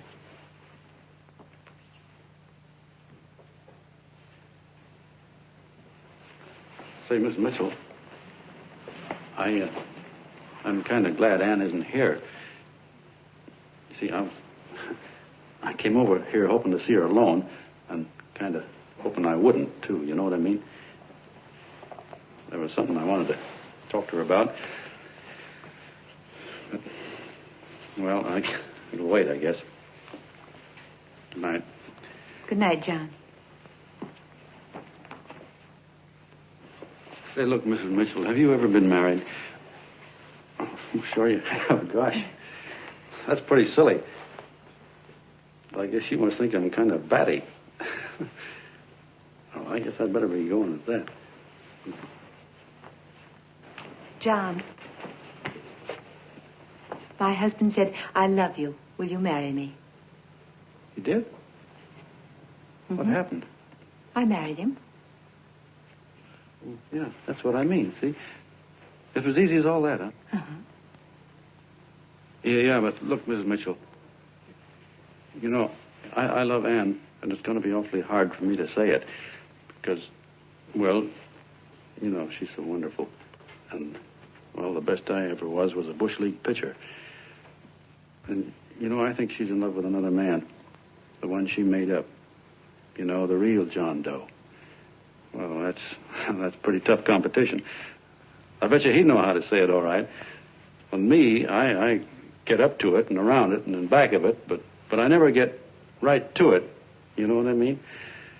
So the only chance I've got is, well, if somebody could kind of give her a warning, sort of prepare her for the shock. You mean you'd like me to do it? Well, I was thinking that, yeah, you know, sort of break the ice. Of course I will, John. Gee, listen. Thank you, Mrs. Mitchell. Yeah, you're okay.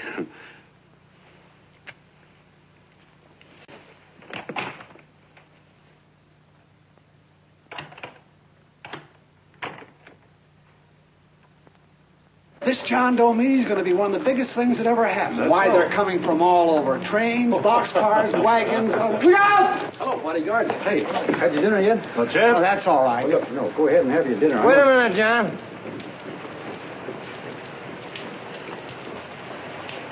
Hello, Mr. Connell. How are you, John? John, I want to have a little talk with you. What's the matter? Are you falling? Come here. Hey, boss. Oh, quiet. Say, tell me something. Did you read the speech you're going to make tonight? No, I never read the speeches before I make them. I get more of a kick out of it that way. Uh-huh. It's just exactly what I thought. Beanie, go on down to the office, tell Pop to give you the speech. There's a copy on my desk. Gee whiz, boss, you know Mr. Norton told me not to leave him, not even for a minute. Go on. We'll be at Jim's bar up the street. You're a nice guy, John. I like you. You're gentle. I always like gentle people. Me, I'm hard.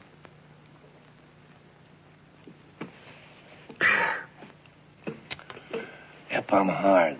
But you want to know something? I've got a weakness. Never guess that, would you? Well, I have. Want to know this? Star Spangled Banner.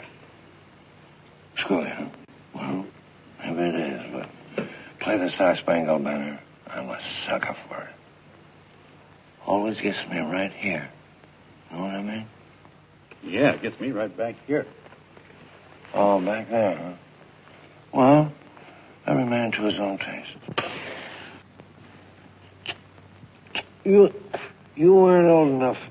You weren't old enough for the World War, were you, Jim? No, of course not. No, you must have been just kidding.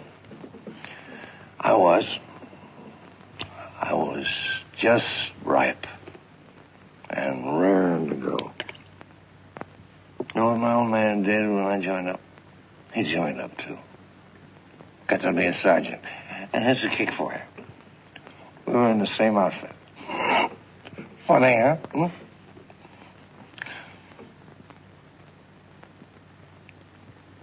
He was killed, John. I saw him get it. I was right there, and I saw it with my own eyes. Me, I came out without a scratch. That is, excepting my ulcers.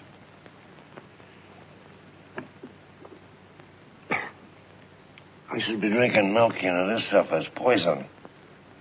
Hey, Tubby. Yes, Mr. Connell? What do you say, huh? All right. Yep, I'm a sucker for this country. I'm a sucker for the Star Spangled Banner, and I'm a sucker for this country. I like what we got here. I like it. A guy can say what he wants and do what he wants without having a bayonet shoved through his belly. And that's all right, isn't it? You betcha. Yeah. Well, we don't want anybody coming around changing it, do we? No, sir. No, sir. And when they do, I get mad. I get boiling mad. And right now, John, I'm sizzling. I get mad for a lot of other guys besides myself. I get mad for a guy named Washington. And a guy named Jefferson. And Lincoln. Lighthouses, John. Lighthouses in a foggy world. You know what I mean? Yeah, you bet. Listen, pal. This fifth column stuff is pretty rotten, isn't it? Yeah, it certainly is. And you'd feel like an awful sucker if you found yourself marching right in the middle of it, wouldn't you? You. Of course, you wouldn't know it because you're gentle. But that's what you're doing. You're mixed up with a skunk, my boy. A no-good, dangerous skunk. Say, you're not talking about Mr. Norton, are you? I'm not talking about his grandfather's pet poodle. You must be wrong, Mr. Cannell. Because he's been marvelous about the John Doe clubs. Yeah? Say, you're sold on this John Doe idea, aren't you? Sure. Sure. I don't blame you. So am I. It's a beautiful miracle. A miracle that can only happen right here in the good old USA. And I think it's terrific. What do you think of that? Me, hard-boiled Cannell, and I think it's plenty terrific. All right. Now, supposing a certain unmentionable worm whose initials are DB was trying to use that to shove his way into the White House so he could put the screws on, so he could turn out the lights in those lighthouses. What would you say about that, huh? Nobody's going to do that, Mr. Cannell. They can't use the John Doe clubs for politics. That's the main idea. Is that so? Then what's a big political boss like Hammer doing in town? And a labor leader like Bennett? And a lot of other big shots are up at DB's house right now. Wolves, John. Wolves. Waiting to cut up the John Does. Wait till you get a gander at the speech you're going to make tonight. You're all wet. Miss Mitchell writes those speeches. Nobody can make her write that kind of stuff. They can, huh? Who do you think writes them? My Aunt Emma? I know she writes them. And gets a big bonus for doing them, too. A mink coat and a diamond bracelet. Don't write them. Why, that gold-grabbing dame would double-cross her own mother for a handful of Chinese yen. Shut up. If you weren't drunk, I'd... Hey, boss. Here's the speech, boss. Hey. Go on and read it, John, and then start sucking. Hey, wait a minute, Mr. Doe. Tubby?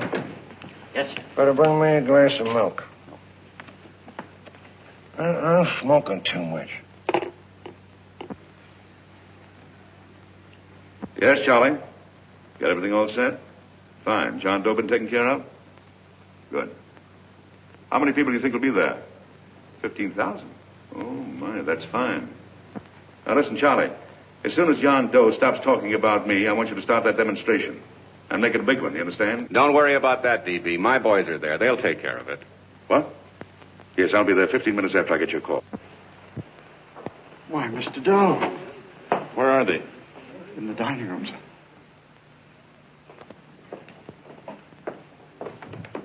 Now, gentlemen, I think we're about ready to throw that great big bombshell. Yeah, well, it's about time. Even a conservative estimate shows that we can count on anywhere between 10 and 20 million John Doe votes. Now, add to that the labor vote that Mr. Bennett will throw in, and the votes controlled by Mr. Hammett and the rest of you gentlemen in your own territories, and nothing can stop us. As I said before, I'm with you, providing you can guarantee the John Doe vote. Don't worry about that. You can count on me on one condition. Little Bennett's got to be taken care of. Didn't I tell you that everybody in this room would be taken care of? My agreement with you gentlemen stands. I'm with you, DB, but I still think it's a very daring thing we're attempting. These are daring times, Mr. Barrington. We're coming to a new order of things. There's too much talk been going on in this country. Too many concessions have been made. What the American people need is an iron hand. You're right. That's true. You're quite right, DB. Discipline. Right. And now, may I offer a little toast to Miss Ann Mitchell? The brilliant and beautiful lady who is responsible for all this. Mr. Norton, I'd like to talk to you alone for a minute. Oh, Miss Mitchell has something to say to us. Let's Please.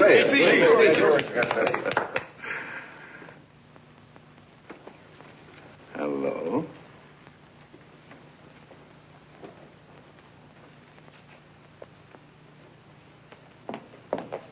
John, I'm so glad to see you. I was terribly worried. Did you write this? Yes, I did, John, but I had no idea what was going on. You didn't. No. That's a swell bracelet you're wearing. John, why aren't you at the convention?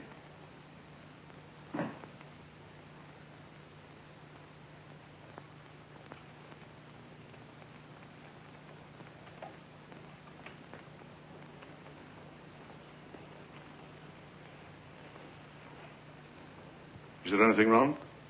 No, nothing's wrong. Everything's fine. So there's going to be a new order of things, huh? Everybody's going to cut himself a nice fat slice of the John Does, eh? You forgot one detail, Mr. Big Shot. You forgot me, the prize stooge of the world. Why, if you or anybody else thinks he's going to use the John Doe clubs for his own rotten purpose, he's going to have to do it over my dead body. Oh, hold on a minute, young man. Hold on. That's rather big talk. I started the John Doe clubs with my money. And I'll decide whether or not they're being properly used. No, you won't. You're through deciding anything. And what's more, I'm going down to that convention, and I'm going to tell those people exactly what you and all your fine feathered friends here are trying to cook up for them. And I'm going to say it in my own words this time. Stop it, Stevie. Stop it. You ruined us, Stevie. Wait a minute, fella. My uncle wants to talk to you. Listen to me, my son. Before you lose your head completely, may I remind you that I picked you up out of the gutter and I can throw you right back there again? You've got a nerve accusing people of things. These gentlemen and I know what's best for the John Does of America, regardless of what tramps like you think. Get off that righteous horse of yours and come to your senses. You're the fake. We believe in what we're doing. You're the one that was paid the 30 pieces of silver. Have you forgotten that? Well, I haven't. You're a fake John Doe, and I can prove it. You're the big hero that's supposed to jump off tall buildings and things. Do you remember? What do you suppose your precious John Does will say when they find out that you never had any intention of doing it, that you were being paid to say so? You're lucky they didn't run you out of the country. With the newspapers and the radio stations that these gentlemen control, we can kill the John Doe movement deader than a doornail. We'll do it, too, the moment you step out of line. Now, if you still want to go to that convention and shoot your trap off, you go ahead and do it.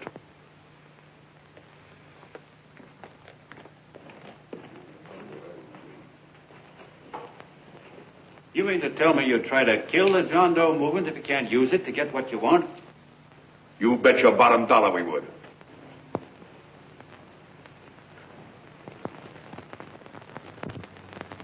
Well, that certainly is a new low. I guess I've seen everything now. You sit there back of your big cigars and think of deliberately killing an idea that's made millions of people a little bit happier. An idea that's brought thousands of them here from all over the country, by bus and by freight and jalopies and on foot, so they could pass on to each other their own simple little experiences. Why, look, I'm just a mug and I know it, but I'm beginning to understand a lot of things. Why, your type's as old as history. If you can't lay your dirty fingers on a decent idea and twist it and squeeze it and stuff it into your own pocket, you slap it down. Like dogs, if you can't eat something, you bury it. Why, this is the one worthwhile thing that's come along. People are finally finding out that the guy next door isn't a bad egg. That's simple, isn't it? And yet a thing like that's got a chance of spreading till it touches every last doggone human being in the world, and you talk about killing it. Why, when this fire dies down, what's going to be left? More misery, more hunger, and more hate. And what's to prevent that from starting all over again? Nobody knows the answer to that one, and certainly not you with those slimy, bollocked-up theories you got.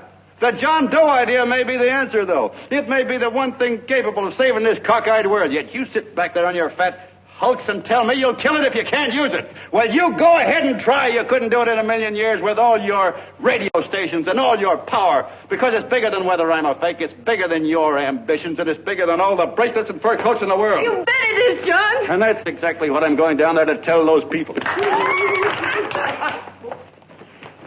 a minute, you ungrateful rat. My uncle's been too good. He's getting away. John! Give me the bullet. John! I've always told you, D.B., you're playing with dynamite. Which way? All right, now, get away. Before he gets through tonight, he'll rule us all. Now, stop and cold. Don't worry, I've been ready for this. John! Oh, John, please listen to me. Please, I can explain everything, John. I didn't know what they were going to do. Let me go with you, John. John, please. Go ahead, driver. The ballpark. Please, John. Please let me go with you. Please. John! Mr. Martin wants to see you. Listen to me, Mayor Lovett. You do as I say. I want them both arrested. You tell the police department to pick up Canal. I've got the girl here. I've got the bullet. I don't care what you charge him with. If you're worried, let him go in the morning, but keep him in jail overnight. Hello, Bulletin. Put what wire on.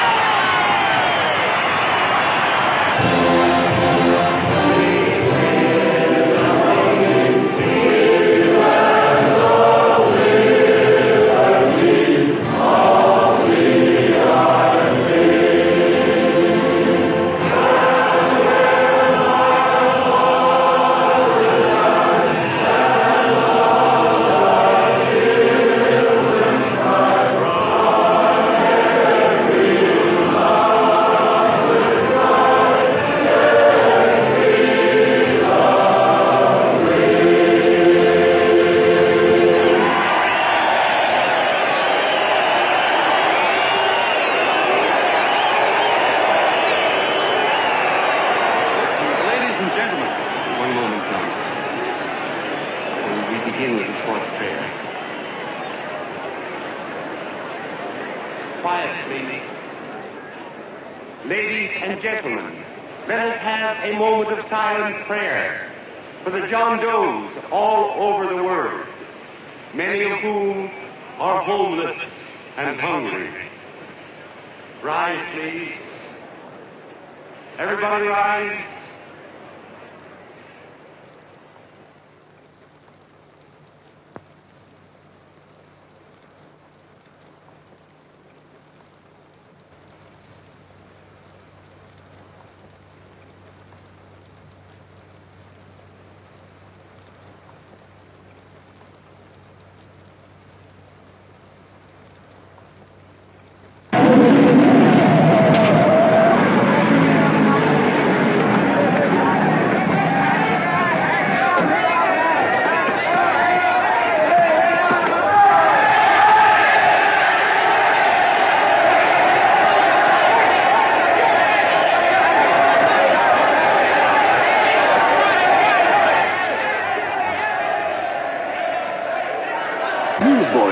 Hundreds of yelling newsboys are swarming into the park like locusts. They're yelling John Doe's a fake. Fake.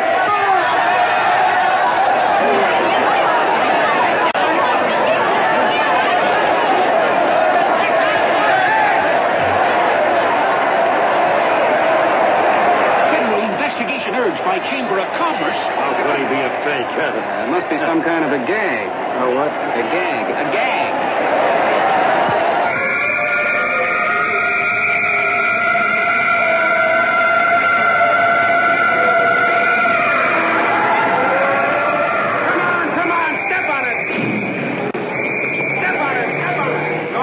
places now, so let's get going. Wait for the papers. Hey, miss, will you autograph my balloon? Sure.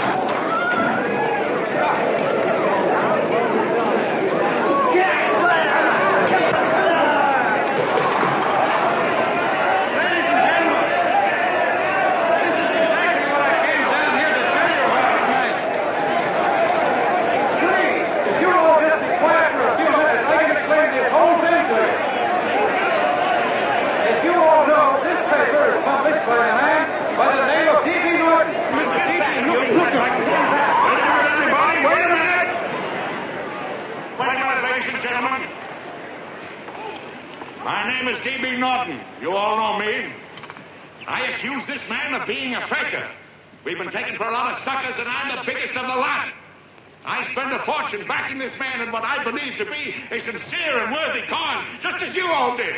And now I find out it's nothing but a cheap racket cooked up by him and two of my employees for the sole purpose of collecting dues from John Does all over the country. That's a lie. It's not a lie. Nickels and dimes to stuff into their own pockets. You can read all about it in the newspapers there. That's a lie. Listen, ladies and gentlemen, don't believe what... This man had no intention of jumping off the top of a building. He was paid to say so. Do you deny that? That's got nothing to do with it.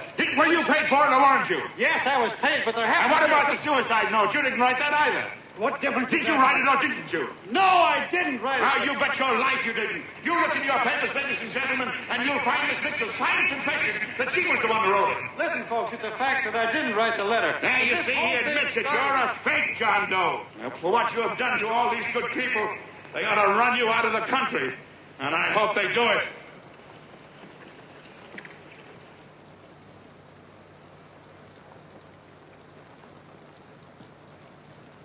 Speak up, John. We believe you. Please, listen, folks. Now that he's through shooting over his face, I've got a couple of things to tell you about. Come on, the rest of you get in here and riot. Break this crowd up. Come on. I'm sorry, folks, but we can't hear him anymore. Something's gone wrong with the loudspeakers. John Doe's a fake! Boo! They can't hear me. This thing's not working. Ladies and gentlemen.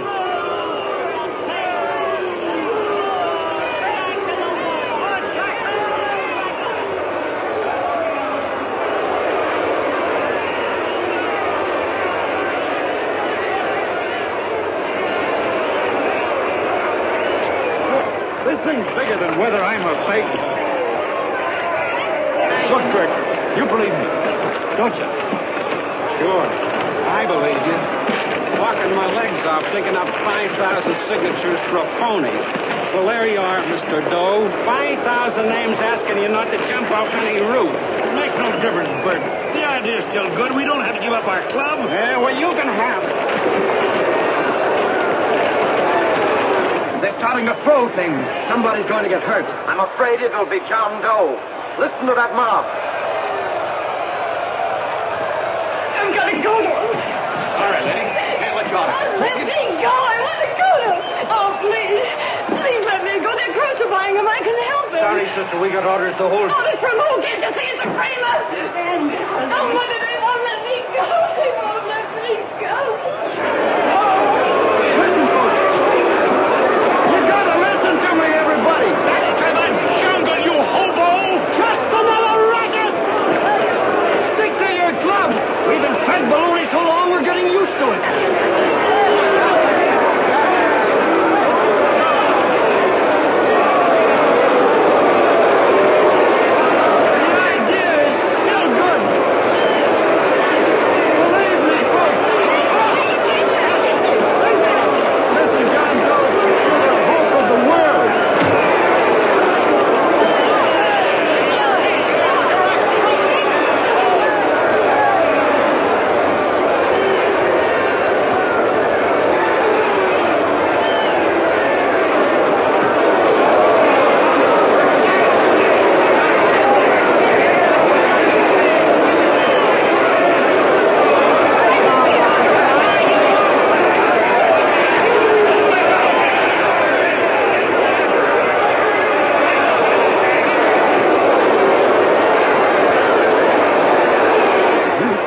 To get him out of the park.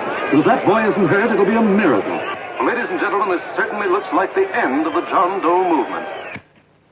Well, boys, you can chalk up another one to the Pontius Pilates.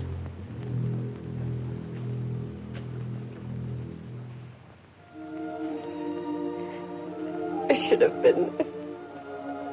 I could have helped him. He was so all alone. A lot of us are going to be mighty ashamed of ourselves after tonight. We certainly didn't give that man much of a chance.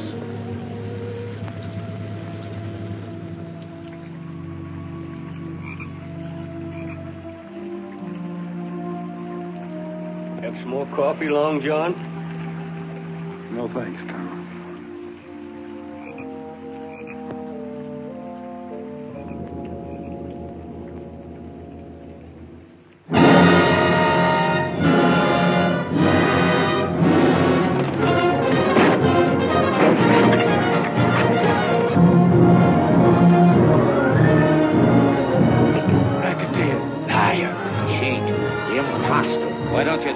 Christmas Eve at midnight. Goodbye, Mr. Doe. You're a wonderful man. And God bless you, my boy. I'll get in there and catch You're fake, John Doe, and I can prove it. You're the big hero who's supposed to jump off tall buildings and things. Do you remember? What do you suppose your precious John Does will say when they find out that you never had any intention of doing it, that you were being paid to say so? Christmas Eve at midnight.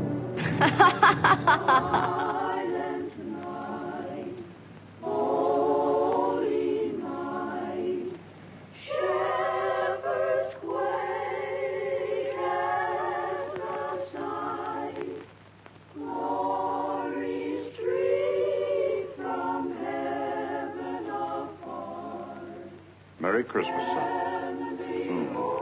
Merry Christmas.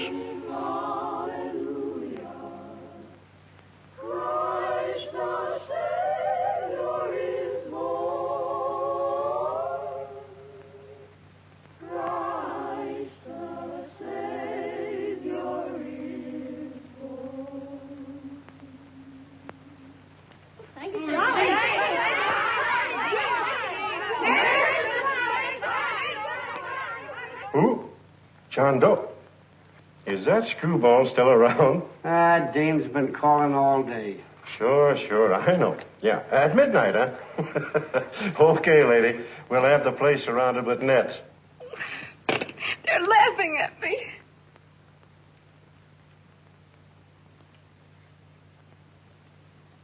You're a sick girl, Anne. You better take it easy. Whom are you calling now? You called that number not 10 minutes ago.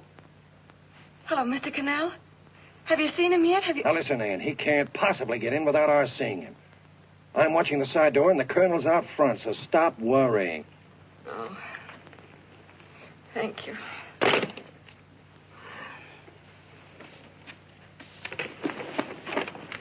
What, Ann?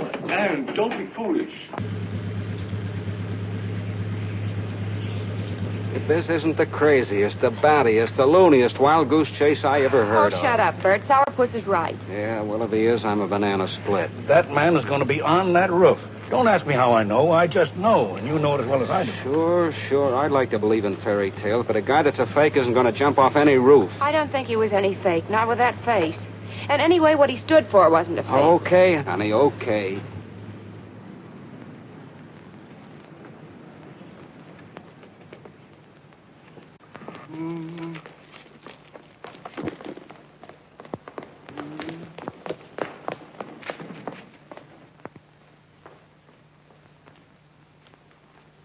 Elevators ain't running. Colonel. You shouldn't have got out of bed, miss. Has he been here? No. Have you seen him? I ain't seen him for a week. Where's Cannell? He's watching the other door. Oh, you're swell. Oh. No sense in going up there. I've been here for hours. He ain't here. Let me go, will you? Now, that's crazy. It's 14 floors.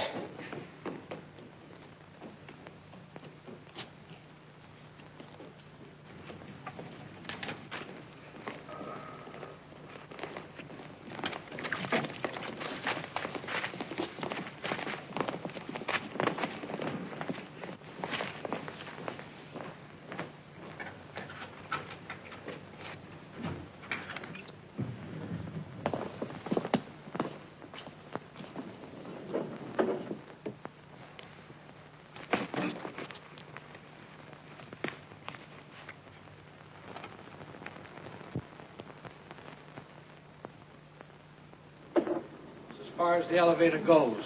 We got to walk up to the tower.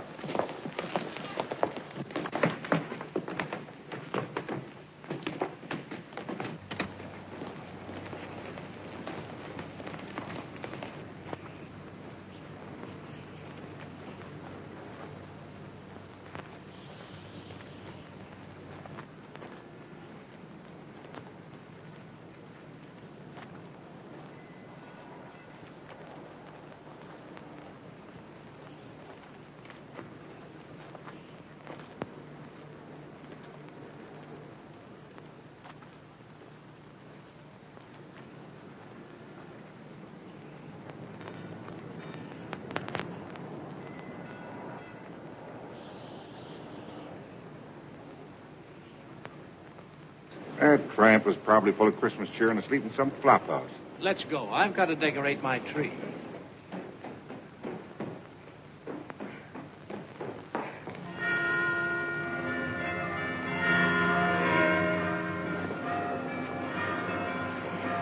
Well, I give up.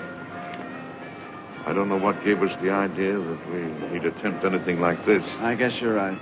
I'm afraid the joke's on us. Let's go. I hope nobody finds out we've been here.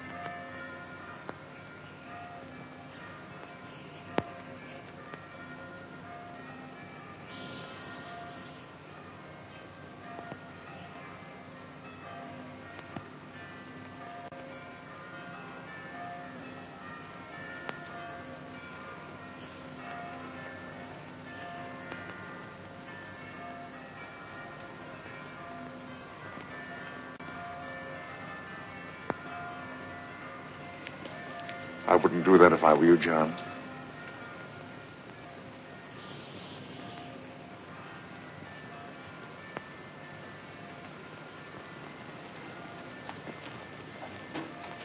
It'll do you no good. The mayor has policemen downstairs with instructions to remove all marks of identification you may have on your person. You will be buried in Potter's Field, and you will have accomplished nothing.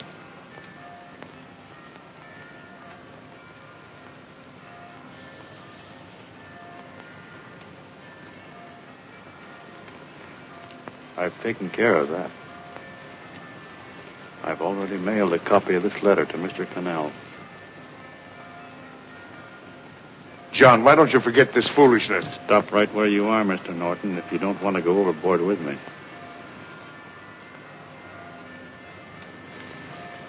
I'm glad you gentlemen are here. You killed the John Doe movement, all right. But you're going to see it born all over again.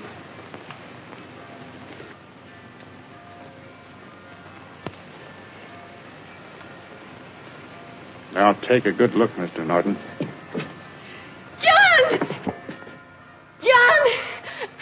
Oh, John, no, I won't let you. I love you, darling. Oh, please. Please don't give up. We'll start all over again. Just you and I. It isn't too late. The John Doe movement isn't dead yet. You see, John, it isn't dead or they wouldn't be here. It's alive in them. They kept it alive by being afraid of. That's why they came up here. Oh, darling. darling. Sure, it should have been killed. It was dishonest. But we can start clean now. Just you and I. It'll grow, John, and it'll grow big because it'll be honest this time. Oh, John, if it's worth dying for, it's worth living for. Oh, please, John. Oh, please, please, God, help me. John, look at me. You want to be honest, don't you? Well, you don't have to die to keep the John Doe idea alive. Someone already died for that once. The first John Doe. And he's kept that idea alive for nearly 2,000 years. It was he who kept it alive in them. And he'll go on keeping it alive forever and always. For every John Doe movement these men kill, a new one will be born. That's why those bells are ringing, John. They're calling to us. Not to give up, but to keep on fighting, to keep on pitching. Oh, don't you see, darling? This is no time to give up. You and I, John, we... Oh, no. No, John. If you die, I want to die, too. Oh, I love you. Oh, John.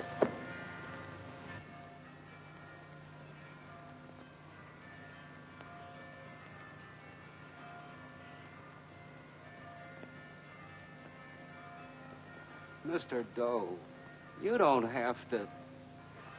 We're with you, Mr. Doe. We just lost our heads and acted like a mob. What Bert's trying to say is that we need you, Mr. Doe. There were a lot of us that didn't believe what that man said. We were going to start up our John Doe Club again, whether we saw you or not. Weren't we, Bert? And there were a lot of others that were going to do the same thing. Well, Mr. Sourpuss even got a letter from his cousin in Toledo. I got it right here, Mr. Doe. Only it'd be a lot easier with you. Please. Please come with us, Mr. Doe.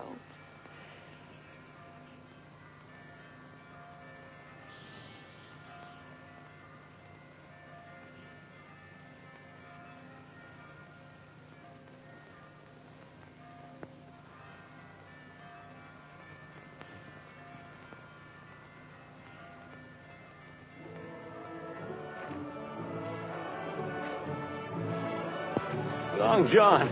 Mr. Doe. Here, we'll help you with her. She'll be all right. Mr. Doe, take her right down to the car. Right up. We got a car right down to where They are, Norton, the people. Try and lick that.